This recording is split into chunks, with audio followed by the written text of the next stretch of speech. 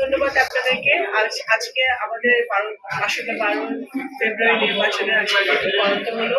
আমি আজকের দিনটি প্রথমে আমি আমাদের মরহুমার দেশনেত্রী বেগম খালেদা জিয়া ওনার কবর জিয়ারত করেছি আমি সকালবেলা। তারপরে আমাদের সকল নেতাকর্মীদেরকে সাথে নিয়ে আজকে প্রতীক বরাদ্দের জন্য আমরা এখানে এসেছি। আমার এলাকা নির্বাচনী এলাকার নবকান্দা সাঁওতার পরিবেশ এখন পর্যন্ত শান্ত আছে সমাজের কাছে।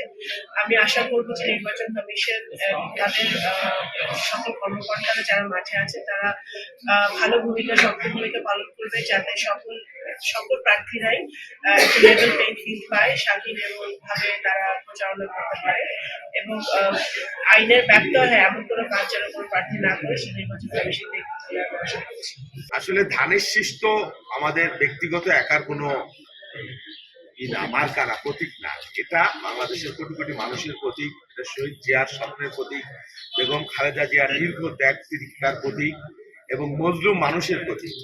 এই ধানের শীষের সাথে বহু শহীদ মানে শাহাদত বরণ যারা করেছে, রক্ত দিয়ে গেছে, তাদের স্মৃতি জড়িত। আমরা বিশ্বাস করি দীর্ঘদিন পর মানুষ একটা উৎসবমুখর পরিবেশে ভোট দেবার সুযোগ পাচ্ছে, সংখ্যাহীন পরিবেশে ভোট দেবার সুযোগ পাচ্ছে। এবার ধানের শীষের একটা গণবিপ্লব, ভোট বিপ্লব। ধানের শীষ হলো আসলে এদেশের মানুষের মুক্তির একমাত্র প্রতীক, এদেশের মানুষের স্বাধীনতা সার্বভৌমত্বের একমাত্র প্রতীক। আমরা গর্ববোধ করি যে আমরা জাতীয়তাবাদী দল বিএনপির পক্ষ থেকে আমরা নির্বাচনে অংশগ্রহণ করছি এবং ইনশাল্লাহ আমাদের জয় নিশ্চিত। আজকে তো হাজার হাজার লোকের এখানে সয়লাভ হয়ে যাওয়ার কথা। আমরা আমাদের নেতা কর্মী সমর্থকদেরকে নিবৃত্ত করেছি, কারণ এই বিধিমালার প্রতি আমরা শ্রদ্ধাশীল। আমাদের ক্ষেত্রে এই ফরিদপুর চারটি আসনের ভিতর আমার ফরিদপুর এক আসনটি একটু ব্যতিক্রম করে। আপনারা দেখেছেন দীর্ঘ লড়াই সংগ্রাম, আজকেও হাইকোর্টে আমাকে ঠেকিয়ে দেওয়ার জন্য চক্রান্ত করা হয়েছিল, রিট করা হয়েছিল।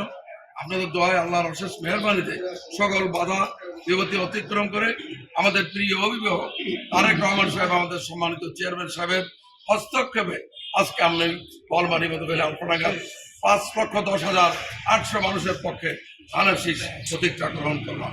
আমাদের অঞ্চলে মোটামুটি প্রতিদ্বন্দ্বিতা করার মতো ক্যান্ডিডেট আমি নিজে, আমি মনে করি যে আমি সর্বোচ্চ ভোট পেয়ে আমার এই স্বতন্ত্র প্রার্থী হিসাবে আমি এখানে মনোনীত যেমন হয়েছি এবং আমি মহান সংসদে ভোটের মাধ্যমে নির্বাচিত হয়ে যেতে পারবো।